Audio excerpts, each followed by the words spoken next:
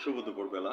অশেষ ধন্যবাদ জানাচ্ছি আমার দেখা আলোকিত মানুষ হিসাবে এখানে আমাদের বিশিষ্ট ব্যবসায়ী, আমার বাবার সমতুল্য মানুষ বাজান, আপনাকে আমি ধন্যবাদ জ্ঞাপন করছি।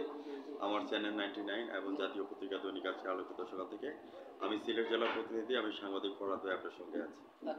সাথে আছেন আমাদের স্টাফ রিপোর্টার সুজন। সুজন, আমি তোমাকে ধন্যবাদ জ্ঞাপন করছি এবং তার ধারাবাহিকতা রক্ষা করার জন্য বাজান আমি আপনার কাছে জানতে আছি আপনার এই ব্যবসা প্রতিষ্ঠানটি আজকে কত বছর হয়েছে? আসসালামু আলাইকুম। ব্যবসা প্রতিষ্ঠানটা আমার এখানে ধরেন আমি পাকিস্তান আমল হইতেই ব্যবসা করি, কিন্তু এখানে আমি আজকে ধরেন 20-25 বছর আনুমানিক এই তার কাজ কারবার করি টুকিটাকি ব্যবসা। বাজার টাজার বেশি ভালো না, এই হিসাবে বাজারের মন্দা, খুব মন্দা। স্টাফের বেতনেই আমার গায়ে পড়ে, যেটা সঠিক কথা। এই ব্যবসা বাণিজ্যের অবস্থা ভালো না। ভিউয়ার্স, কাকা আপনার নামটা একটু বলবেন?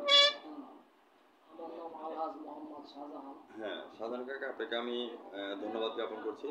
বর্তমানে ব্যবসা বাণিজ্যের সিচুয়েশন নিয়ে যে কথাটা বলছেন, আমি চ্যানেল 99 এবং জাতীয় পত্রিকা দৈনিক আজকে আলোকিত সকাল থেকে আমি আপনার ছেলে হিসাবে সাংবাদিক ফরহাদ আপনাকে ধন্যবাদ জ্ঞাপন করছি মূল পয়েন্টটা তুলে ধরার জন্য।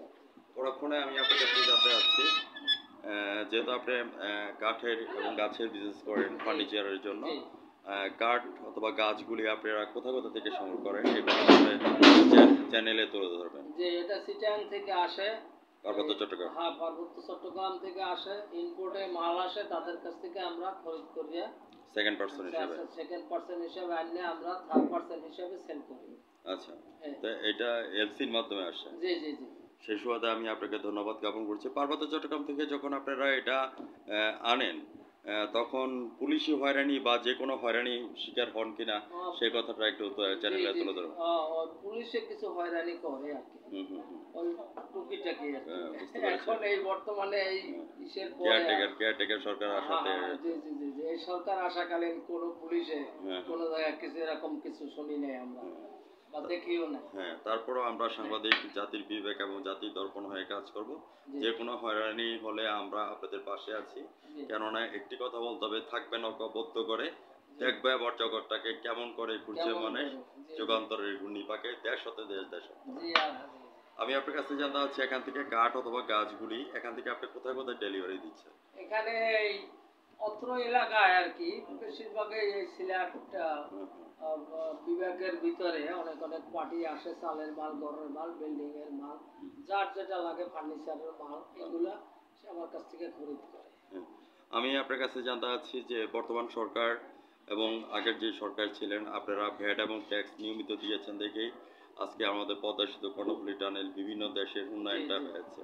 তো আজকে যে আপনারা ভ্যাট ট্যাক্স নিয়মিত দিচ্ছেন, তো এই যে আজকে দেশের উন্নতি হয়েছে, তো সেক্ষেত্রে আপনার কাছে কেমন লাগছে? এবং বর্তমান সরকার যে কাজ হাত ধরেছে এবং ছাত্র সমাজ, সেই ক্ষেত্রে আপনার অনুভূতির কথা তুলে ধরেন। শুনি যে আবার আল্লাহর রহমতে ভালোই, খারাপ হবে দেখছি না, খারাপ দেখছি না, কিন্তু এই যে প্রিপেড মিটার, এই মিটারে তো আমাদের জবই করে ফেলাইছে।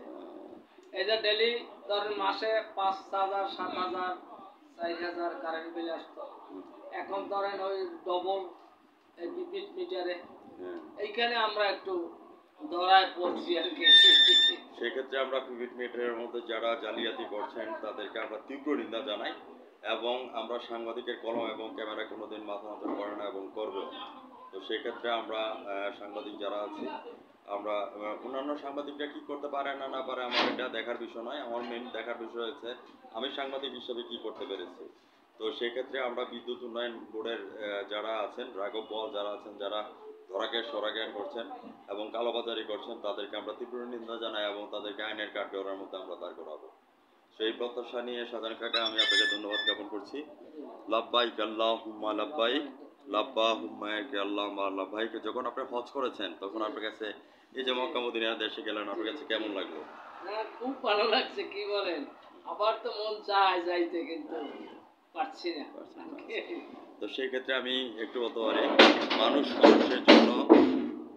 মানুষের জন্য জীবনের জন্য একটু সহানুভূতি কি মানুষ পেতে পারে না? আজকে বাংলাদেশের প্রায় অনেক জায়গার মধ্যে বন্যায় কবলিত হয়েছে। আপনি একজন বিশিষ্ট ব্যবসায়ী হিসেবে আছেন এবং সমাজসেবক হিসেবে আছেন, আপনার দায়িত্বটুকুর কথা একটু তুলে ধরবেন। হতদরিদ্রের জন্য আপনি কি করতে পারবেন যারা বন্যা কবলিতের মধ্যে আছেন, তারা তো এখন মনে করেন ঘুরপাক খাচ্ছে। হ্যাঁ, খুব কেউ দুই বিপদ মুঠো ভাত করছে। খেতে পারছে না, জি। নিয়মিত হয়ে পড়ছে না। আমার নিজের কথাই বলি যে আমি আপনার টিম গঠন করেছি, করার পরে ওদেরকে গুড়, মুড়ি, চিড়া, 5 কেজি করে চাল একটা প্যাকেজের মাধ্যমে এবং তেল, হ্যাঁ, এটা দেওয়ার ব্যবস্থা করেছি। তো বন্যা কবলিত বিশেষ করে ফেনীতে অ্যাটাক করেছে, কুমিল্লাতে করেছে, আপনার হবিগঞ্জ করেছে, বিভিন্ন জায়গায় পার্বত্য চট্টগ্রাম যেখান থেকে আপনাদের মাল জি আসে জি জি। ওইখানে হাঁটু পানি হাঁটু উঠে পানি গেছে, বেশি। বেশি হয়ে গেছে। তো সেক্ষেত্রে একজন সমাজসেবক এবং বিশিষ্ট ব্যবসায়ী হিসাবে আপনার অনুভূতি কতটা তুলে ধরবেন? জি জি, আমি ওখানে যা পারি ইনশাআল্লাহ কিছু সাহায্য করব। রাইট, মোবাইল নাম্বার রাখছি হুম সোনালী ব্যাংকের, হুম টিভিতে বলছে। হুম হুম। তো আমি যা পারি আমার সাধ্যে ইনশাআল্লাহ আমি করব তাড়াতাড়ি। আচ্ছা, তো সে প্রত্যাশা নিয়ে ভিউয়ার্স যারা আপনারা আমাদের টিভি চ্যানেলে সরাসরি দেখছেন, আবারও আজ রাত 9টা 15 মিনিটে আমাদের শাহজাহান কাকা অর্থাৎ আমার বাবা সমতুল্য মানুষ, ওনার সাক্ষাৎকারটি আপনারা চায়ের ফাঁকে ফাঁকে টাকার সাক্ষাৎকারটি দেখে নিন এবং জাতীয় পত্রিকা দৈনিক আজকে আলোকিত সকাল এবং চ্যানেল 9 থেকে আমি বিদায় রেখে টানছি। ভালো থাকেন, সুস্থ থাকেন, ধন্যবাদ আপনাকে। আসসালামু আলাইকুম।